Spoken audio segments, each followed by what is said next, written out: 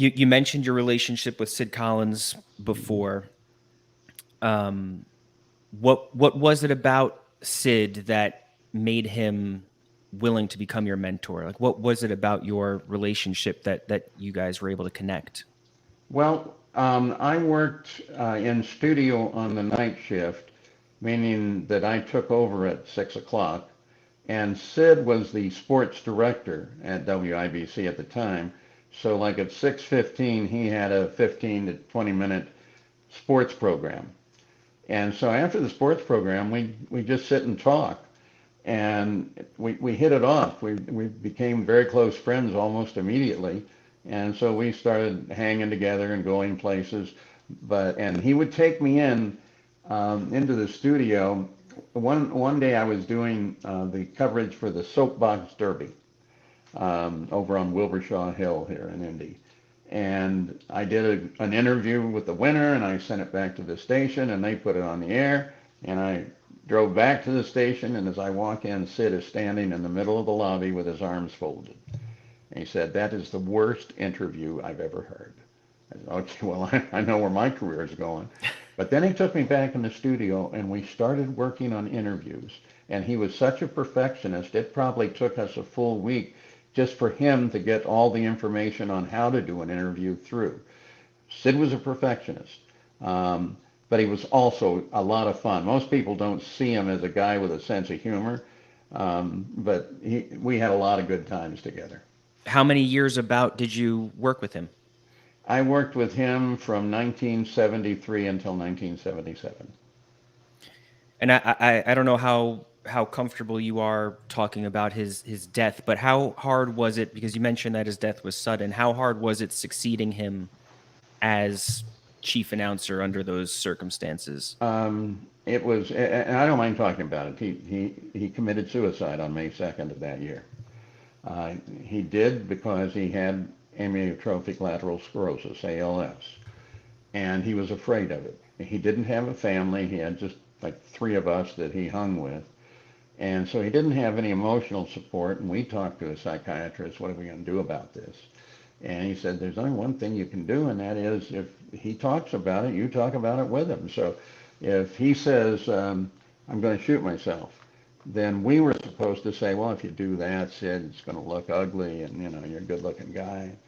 And he would do that. He'd talk with us over the methods, and maybe 3 or 4 times. But he never discussed hanging, which is how he killed himself. He hung himself from a clothes bar in his bedroom closet. And we were arriving, his lawyer and I were arriving to try to take him and get him some into where he would get constant medical care. And when we walked in, his cane was hanging on the banister, and we ran upstairs, and there he was. He had killed himself. So you actually found him. Yes, yes. So the radio network's annual breakfast was the next morning, and what we had right at 3 weeks to prepare.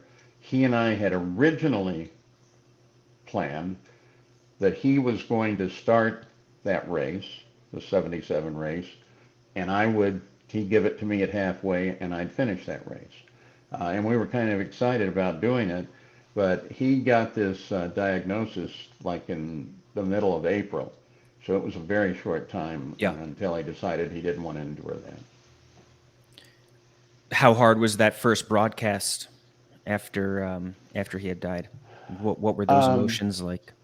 well, stage fright beyond belief, and that was something that I really hadn't felt for a long time because, being a pro, I was just used to working.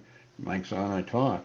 But boy, that morning I just overloaded with stage fright, and my brain's going through, what do I do with this? What did Sid say about that? Just back and forth and back and forth. My brain's doing all these things.